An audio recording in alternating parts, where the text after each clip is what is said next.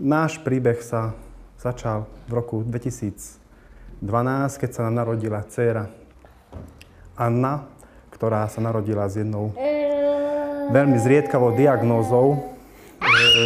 Narodila sa ako s tumorom na zadku.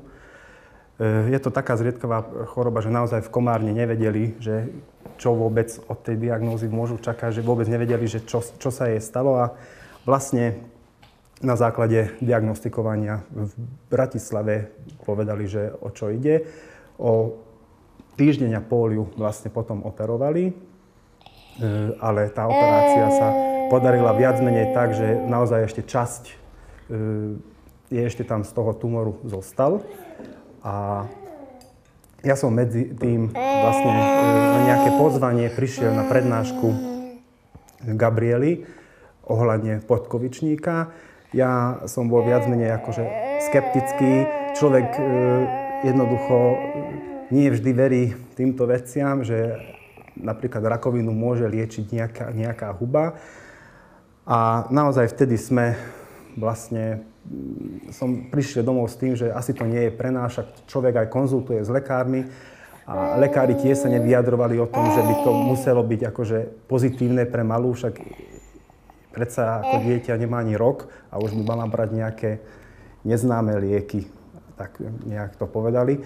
A vlastne po druhej operácii a po nie najlepších výsledkoch vlastne sme potom zo zúfalosti naozaj pristúpili na to, že keď lekárska veda nám s tým nevie pomôcť, lebo naozaj aj po druhej operácii ju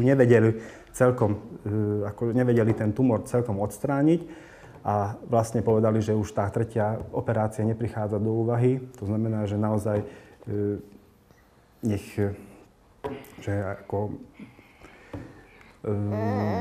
že už či to zmizne samo, alebo že to nebude rásť.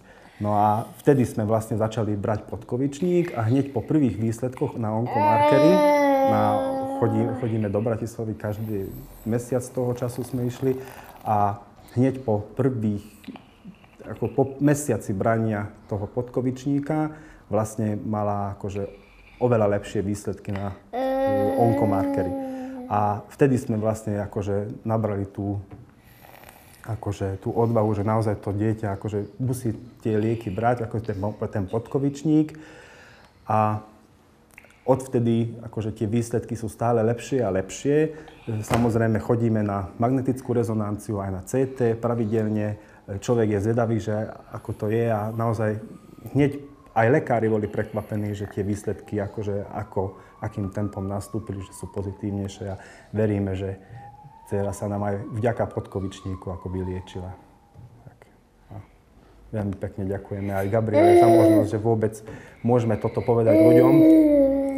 Lebo ja rozumiem tomu, že ľudia sú skeptickí a vždy si myslia, že ľudia na zdraví, na chorobe niekoho iného, že bohatnú a tak. Ľudia sú schopní takéto si myslieť, ale naozaj, keď niečo pomáha, tak jednoducho tomu treba dať, si myslím, že šancu. Skutočne by som ľudí nabádzal na to, aby okrem klasickej liečby onkologických chorôb dali priestor a šancu aj alternatívnym možnostiam, ako je podkovičník alebo PD-mix. A naozaj zistia, že sú aj iné možnosti ako len klasická onkologická alebo, nedaj Bože, chirurgická liečba.